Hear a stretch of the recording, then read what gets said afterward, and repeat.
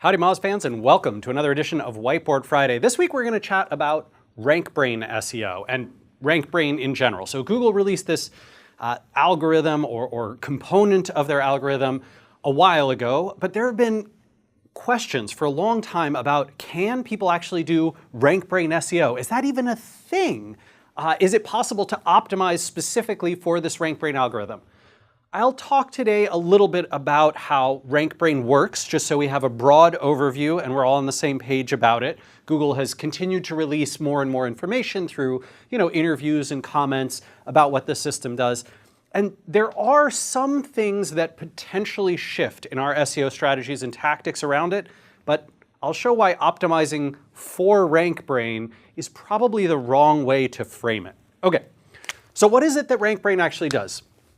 A query comes into Google, and historically, classically, Google would use an algorithm, probably the same algorithm, at least they've said sort of the same algorithm across the board historically, to figure out which pages and sites to show. And there's a bunch of different ranking inputs, which we've talked about many times here on Whiteboard Friday.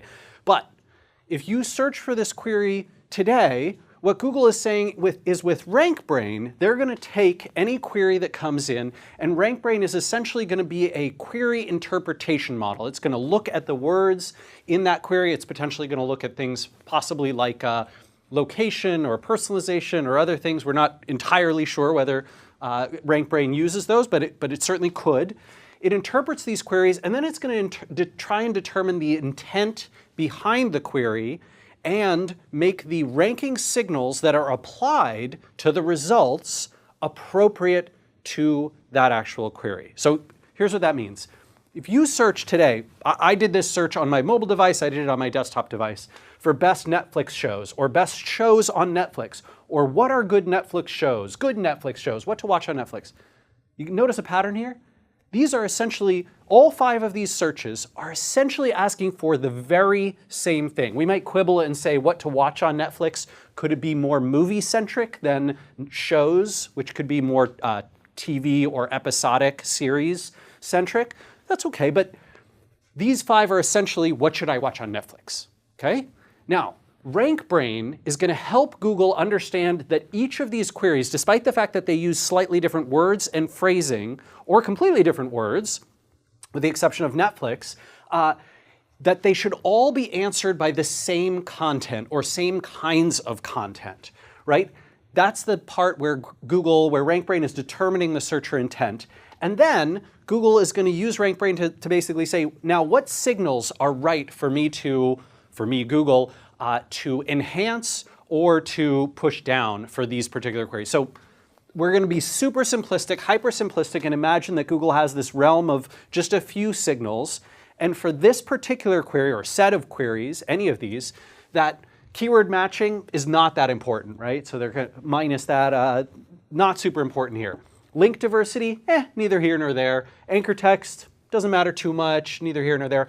Freshness, very, very important. Why is freshness so important? Well, because Google has seen patterns before, and if you show shows from Netflix that were on the service a year ago, 2 years ago, 3 years ago, you are no longer relevant. Doesn't matter if you have lots of good links, lots of diversity, lots of anchor text, lots of great keyword matching. If you are not fresh, you are not showing searchers what they want, and therefore, Google doesn't want to display you. In fact, the #1 result for all of these was published, I think, 6 or 7 days ago as of the filming of this Whiteboard Friday. Not particularly surprising, right? That freshness is super important for this query. Domain authority, that is somewhat important, right? Google doesn't want to get too spammed by low-quality domains, even if they are publishing fresh content. Engagement, very, very important signal here. That indicates to Google whether searchers are being satisfied by these particular results. Related topics, and this is a high engagement query too, sorry. So on low engagement queries where people are looking for a very simple, quick answer, you expect engagement not to be that big. But for something in-depth, like what should I watch on Netflix, you expect people are going to go, they're going to engage with that content significantly. Maybe they're going to watch a trailer or some videos. Maybe they're going to browse through a list of 50 things. High engagement, hopefully.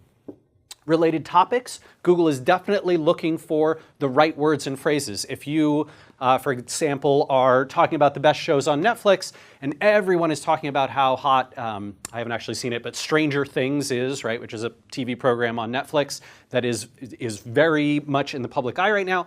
Well, if you don't have that on your best show list, Google probably does not want to display you. And so that's an important related topic, right, or a concept or word vector, whatever it is. Content depth, that's also important here. Google expects a long list, a fairly substantive page of content, not just a short, here's 10 items and no details about them. As a result of you interpreting the query using these signals in these proportions, this is what these 5 were basically the top 5 or 6 for every single one of those queries. So Google is essentially saying, hey, it doesn't matter if you have perfect keyword targeting and tons of link diversity and anchor text. The signals that are more important here are these ones, and we can interpret that all of these queries essentially have the same intent behind them. Therefore, this is who we're going to rank. Okay, so in essence, Rankbrain is helping Google determine what signals to use in the algorithm or how to weight those signals, right? Because there's a ton of signals that they can choose from. Rankbrain's helping them weight them, and they're helping them interpret the query and the searcher intent. Does that actually change how we do SEO? A little bit.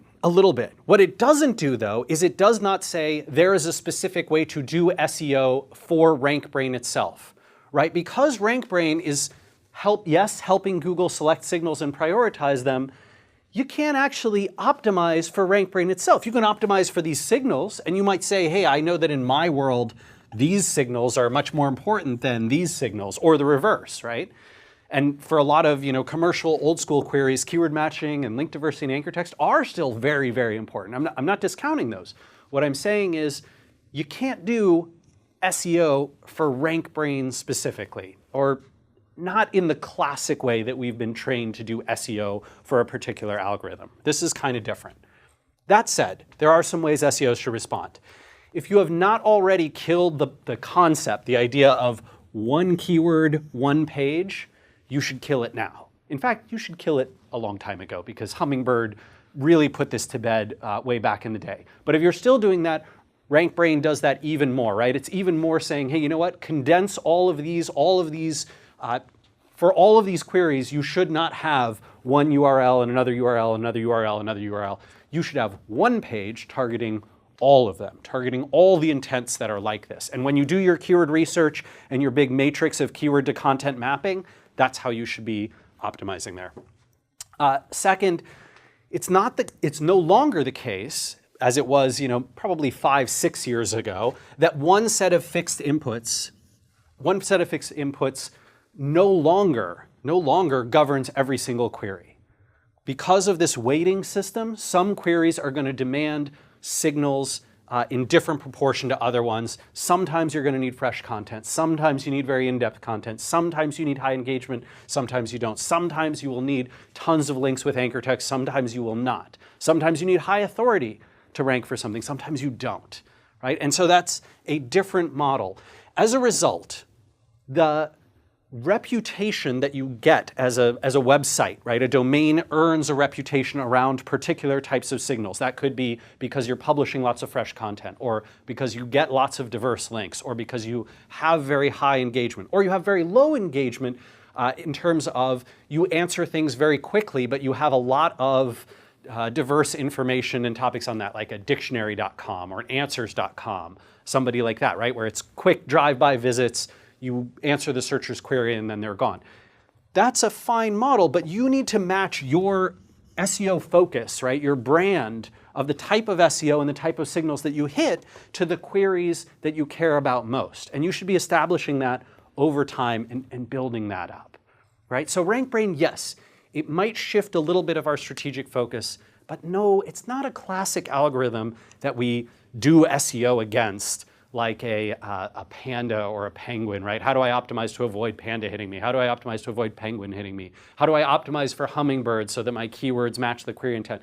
Those are very different from Rankbrain, which has this interpretation model. So with that, I look forward to hearing about your experiences with Rankbrain. Look forward to hearing about what you might be changing since Rankbrain came out a couple years ago, and we'll see you again next week for another edition of Whiteboard Friday.